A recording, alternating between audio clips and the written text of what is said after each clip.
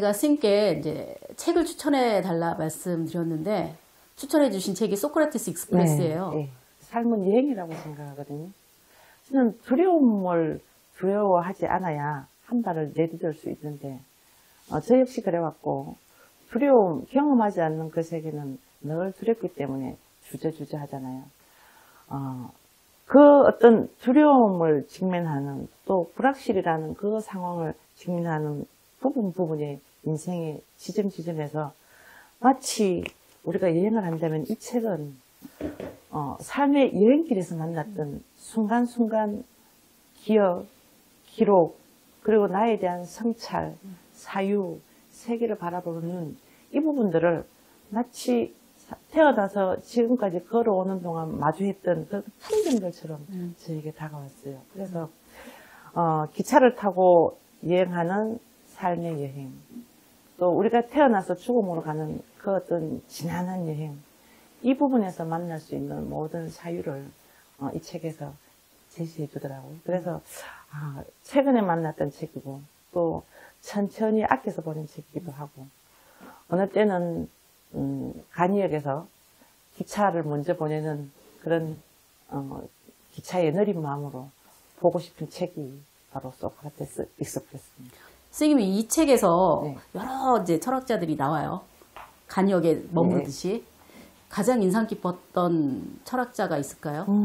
저는 에피쿠로스가 가장 인상에 남았습니다. 그 이전에 에피쿠로스를 봤을 때는 그 지식으로 에피쿠로스를 봤는데 텅 빈 쾌락으로부터 자유로워야 되는 것. 내가 힘든 것, 내가 괴로운 것은 불필요한 욕망을 추구하기 때문에 힘들어지는데 그것이 결국은 모든 괴로움과 모든 어떤 삶의 고뇌의 원인이 나인 줄을 모른 채로 항상 외부에서 어떤 원인을 찾잖아요.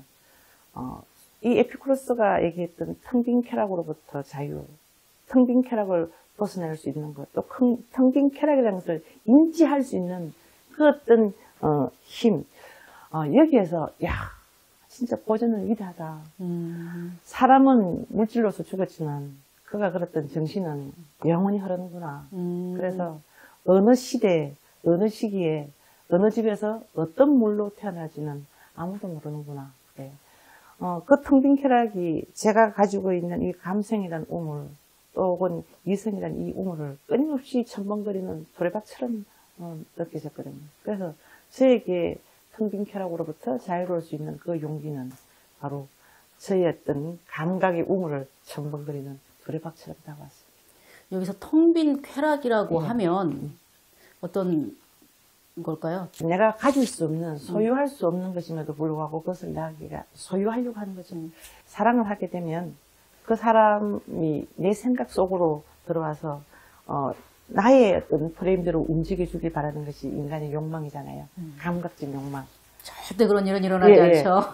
그래서 그 감각적 욕망으로 그 프레임 들어오지 않을 때 우리가 보통 집착을 한다거나 서운해한다거나 뭐 아파한다거나 혹은 더 나가서 원망까지 가서 결국은 갈등을 상처를 주잖아요. 이게 어쩌면 텅 빈 쾌락이라는 것을 가장 신뢰가 되지 않을까, 비근한애가 되지 않을까. 그 부분을 과감하게 넣을 수 있고 대상 객체로 인정하면서 사랑이라는 그 자체만 볼 수 있는 그 용기, 그 어떤 의식 체계가 결국은 가장 좋은 부분인데 그것으로 가는 동안은 스스로 돌아볼 수 있는 힘이 좀 부족하잖아요. 그래서 그런 어떤 쾌락, 소유, 집착으로부터 내가 얼마만큼 자유로울 수 있는가. 결국 그런 소유, 집착이 텅 빈 쾌락으로 본 거죠. 에피쿠로스는. 그래서 그것이 비건 사랑이기도 하지만 사람과 사람 사이에서 나와 마주하지 않는 어떤 욕망, 거대한 이성 정치적 욕망, 이런 부분도 사실은 노할 수 있는, 거리감을 둘 수 있는 부분을 알아차려야 되는데 그것을 알아차리지 못할 때 오는 고통, 이 고통으로부터 자유로울 수 있는 그 알아차림 시작이 저것은 텅 빈 쾌락이구나. 그러면 선생님에게 네. 텅 빈 쾌락은 뭔가요? 결국은 가장 가까운 혹은 뭐 사랑을 하게 된다면 이제 가능성입니다. 그 사랑하는 사람을 나의 자기화, 내화할 하려고 하지 않을까. 내 김종희화 하려고 하는 이런 마음으로부터 자유로워지는데 아마 그런 부분을 안 만들기 위해서 노력하는 거겠죠. 근데 아마 사랑이 오면 그런 마음도 생길 것 같아요. 결국은 사랑이 자기와의 투쟁인 것 같아요. 그것이 뭐 남녀 간의 사랑이든 혹은 내 자신에 대한 사랑이든 가족 간의 사랑이든 사람이기 때문에 그런 순간을 마주하기 때문에 또 에피쿠로스도 쾌락으로부터 이 쾌락의 정의를 보는 어떤 단어들을 만들지 않았을까. 결국은 경험의 결과니까요. 이 책을 읽어보면 정말 많은 철학자들이 등장을 하거든요. 스님이 평소에 좋아하는 철학자가 있다면, 그리고 혹시 자주 읽는 철학서가 있다면 소개를 좀 해주세요. 저는 개인적으로 노자를 좋아합니다. 노자를 좋아하는 그 이유는 노자가 추구하는 그 언어 중에서 황홀, 물론 무의자연 많이 있습니다만 극함이라는 말이 현을 현, 여기서 현은 거물현 말씀하시는 거죠? 그때 거물현 블랙의 개념이 아니고 가물가물한 현, 가물가물하다, 아슬아하다, 극하다. 깊이를 알 수 없는 세계를 볼 때 우리 눈을 크게 못 뜨고 보잖아요. 근데 깊이를 알 수 없는 저 우주를 볼 때 우리 눈을 극하게 봅니다. 사람이 우주라고 생각한다면 사람을 볼 때 제가 우리 대표님 볼 때 눈을 탁 뜨고 보면 와, 니 나한테 감정이 있나 하지 않습니까? 나를 판단하고 있나? 극하게 눈을 감고 극하게 보면 관계의 지속성 또 그가 눈으로 보는 것 밖에 눈을 감고 왔을 때 보이는 게 더 많지 않습니까? 그런 어휘를 그런 어떤 삶의 창을 노자가 제시하더라고요. 물론 골짜기에 곡신은 죽지 않는다 이런 말도 하긴 하지만 그런 극함이라는 것은 다시 뭐 좀 풀었으면 황홀이기도 하고 이 극한 세계가 황홀한 것, 사람이 살아온 그 길이 황홀한 것, 이것이 노자에서 끊임없이 그 저변에 깔고 있어서 그래서 저는 노자 철학을 아주 조금 좋아합니다. 스님 때문에 오늘 현자가 달리 보일 것 같아요. 이 소크라테스 익스프레스라는 책을 한 문장으로 요약을 해볼 수 있을까요? 인생은 여행이지. 그 여행에서 만난 간이역이 바로 이 책입니다. 좋은데요. 이 책을 스님께 소개를 받고 더불어서 같이 볼 영화를 추천해달라 부탁을 드렸는데 김전한 감독의 시인들의 창이라는 영화를 추천해 주셨어요. 선생님을 딱 뵌 순간 선생님 자체가 그 영화인 거예요. 그래서 왜 이 영화를 추천해 주셨는지를 알겠더라고요. 김전한 감독의 시인들의 창을 보니까 결국은 우리는 내가 만들어낸 문학도 나를 벗어나야 되고 새로운 독자를 만나야만 완성되는 것이고 또 우리가 이 언어의 무덤으로부터 언어를 채굴해 와서 나의 언어로 만들 때 이 언어는 또 살아있는 거다. 그래서 완성이라는 것은 나로부터 벗어나서 너를 만날 때 완성이 되지 않는가. 그럼 우리는 관계로부터 벗어난다는 것은 결국 내가 지극히 주관적인 나로부터 또 객관화할 수 있는 힘을 가져야 되는 게 아닌가. 내 삶의 주인으로서 나이긴 하지만 내가 나를 얼마만큼 객관적으로 바라볼 수 있는가. 이런 힘을 주는 게 바로 그 영화였어요. 그리고 물론 시인들의 어떤 창작의 고뇌를 얘기하고는 있지만 결국 이 모든 인생은 빌려서 쓰는 거니까. 거기에서도 모든 풍경들은 빌려서 쓰는 것이고 나의 것은 애초에 없었음에도 불구하고 우리는 물질적으로 물리적으로 나의 것을 만들려고 하는구나. 그래서 그런 부분에서 영화가 곳곳에 꾸미지 않는 꾸밈들, 의도하지 않는 의도들이 많이 숨어 있더라고요. 그래서 어쩌면 이 영화가 오늘을 살아가는 이 감각적인 우리에게 감성의 우물과 또 이성적 끈을 끊임없이 교합시켜주는 영화구나. 그래서 김전한 감독의 시인들의 창을 추천하게 됐죠. 그 중에 인상적인 장면이 한 장면 있다면 어떤 장면일까요? 코스모스가 막 흔들릴 때 등장하는 배우께서 시인께서 따라 움직이잖아요. 우리 대상을 바라보는 데만 익숙하지 대상하고 일체가 되는 데는 우리가 익숙하지 않지 않습니까?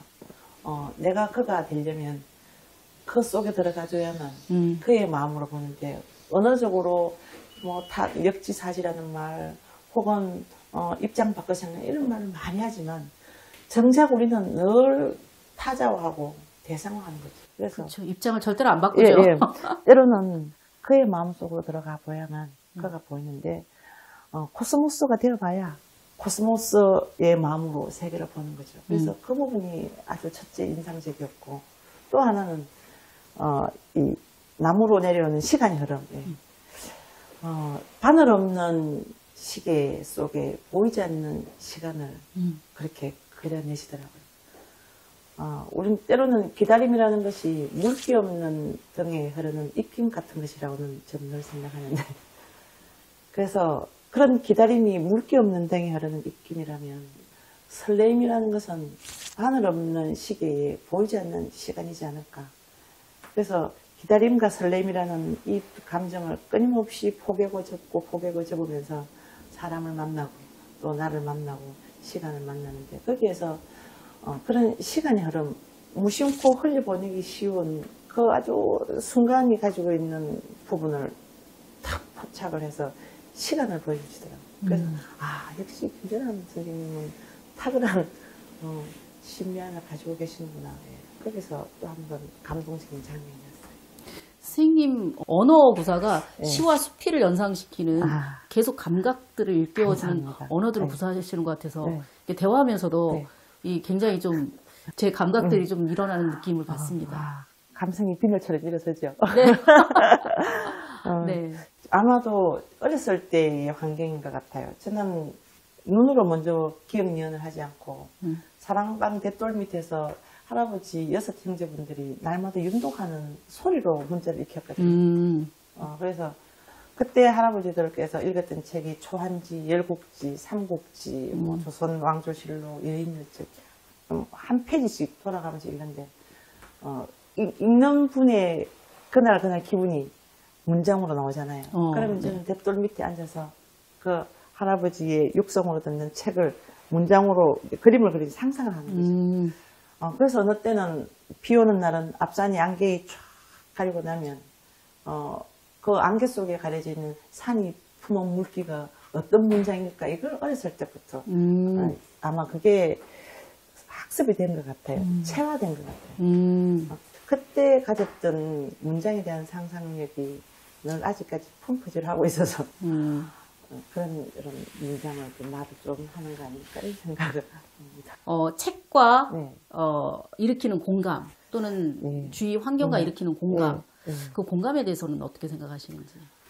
책은 결국 그 글을 쓴 사람의 살아온 길이잖아요.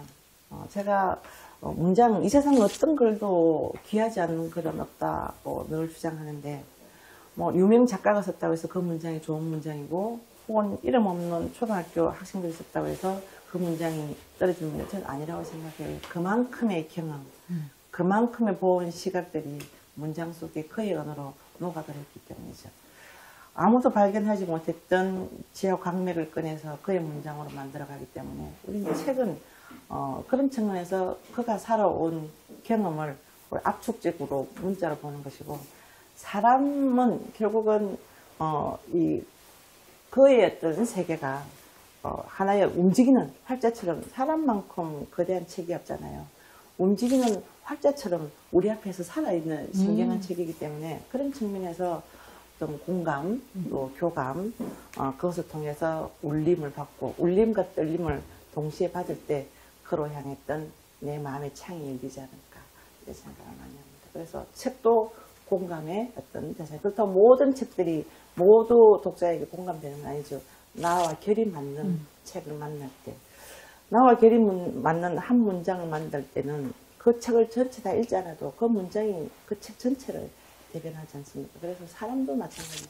처음 만났을 때 왠지 10년 전부터 본 듯한 그런 편안함은 결국은 어느 한 부분 결이 맞다는 거기 때문에 그 결이 공감이라는 다른 언어가 아닐까요?